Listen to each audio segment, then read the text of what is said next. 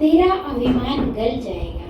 मस्तक को थोड़ा झुका कर देख, तेरा अभिमान गल जाएगा। आंखों को थोड़ा भिगा कर देख, पत्थर दिल पिघल जाएगा। दांतों को थोड़ा आराम दे कर देख, तेरा स्वास्थ्य सुधर जाएगा।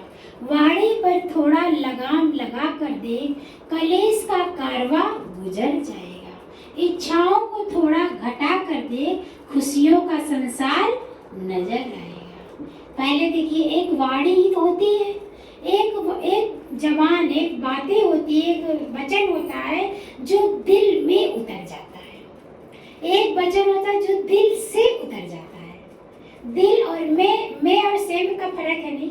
दिल में किसी के उतर जाना अच्छी बात है, दिल से उतर जाना बुरी बात है। एक जबान ही तो होता है। कह देखिए, इस संसार में कोई किसी का मित्र या शत्रु, जैसे किसी ने पूछा नहीं कि इस संसार में आपका अपना कौन है। कहे, मैंने हंस कर कहा कि समय। अगर समय सही है तो सभी अपने हैं, अगर समय नहीं सही है तो कोई अपना नहीं।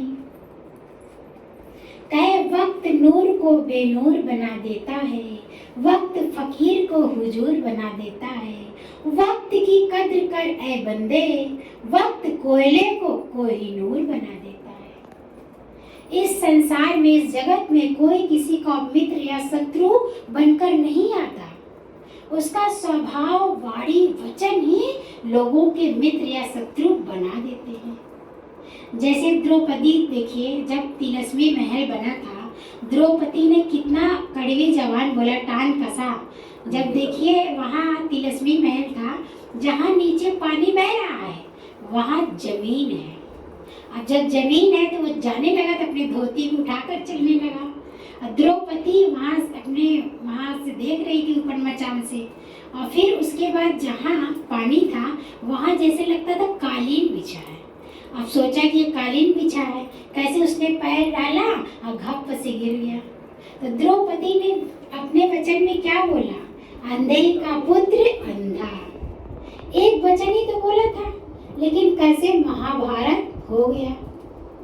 18 दिन का महाभारत चलाना, क्योंकि वो वचन उसके दिल में लग गया।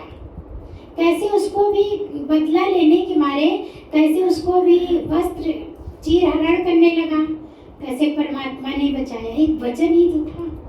कह, मीठे बोल बोलिए, क्योंकि अल्फाज में जान होती है, इनसे ही आरती अरदास और अजान होती है। ये दिल के निकले हुए समंदर की वो मोती हैं, वो मोती है जिनसे इंसान की पहचान होती है। इंसान मुख से बोलता है, आप सामने वाला समझ जाता है किस कैटेगरी का है। एक जवान ही तो होती है। कह, शब्द संभाल कर बोलिए, शब्द के हाथ ना पाओ रे। एक शब्द औषधि करे, एक शब्द करे घाव रे। एक शब्द बीमार व्यक्ति को उठाकर बैठा देता है, एक शब्द स्वस्थ व्यक्ति को बीमार कर देता है। एक शब्द, उसके हाथ पांव भी नहीं रहता, अब कैसे वो घायल कर देता है। कह, बोली एक अनमोल है, जो कोई बोले जान। लिए तराजू तौल के तब मुख बाहर आन।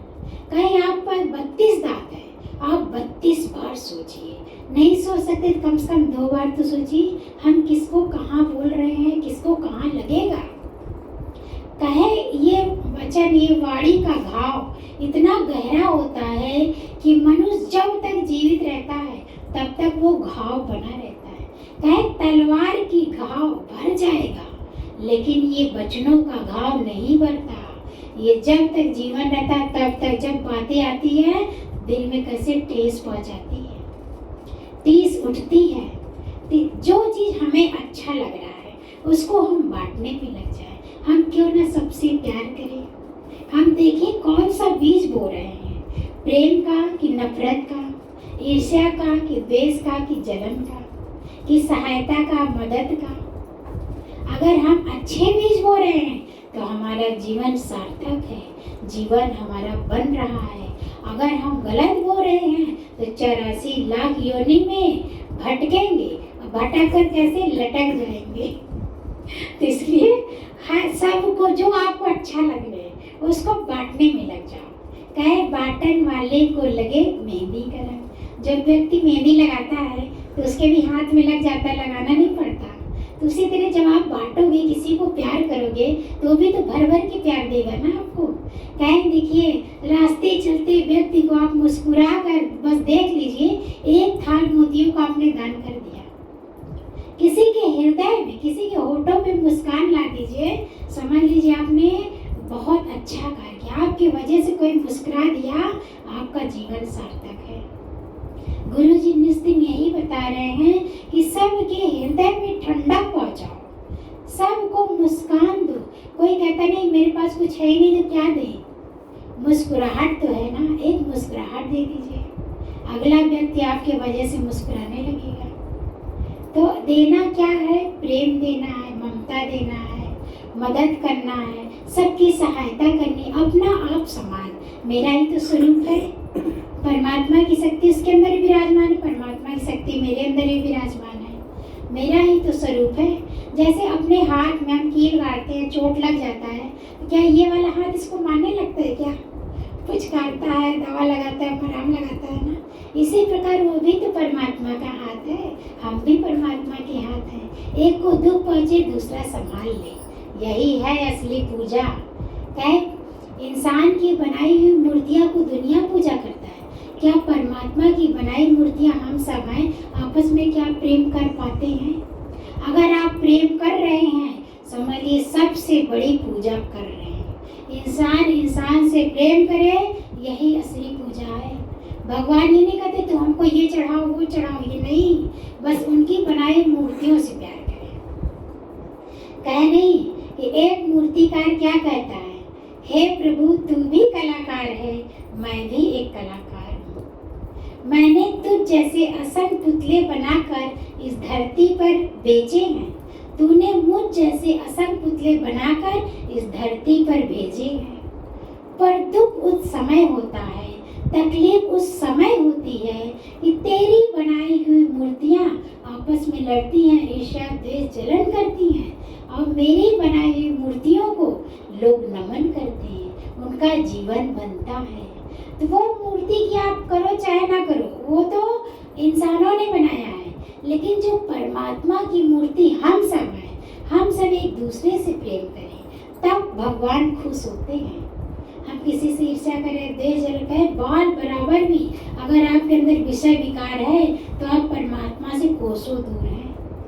गुरु जी क्या कहते हैं, अपने मन की करो सफाई, तब देंगे वो प्यारे प्रीतम दिखाई।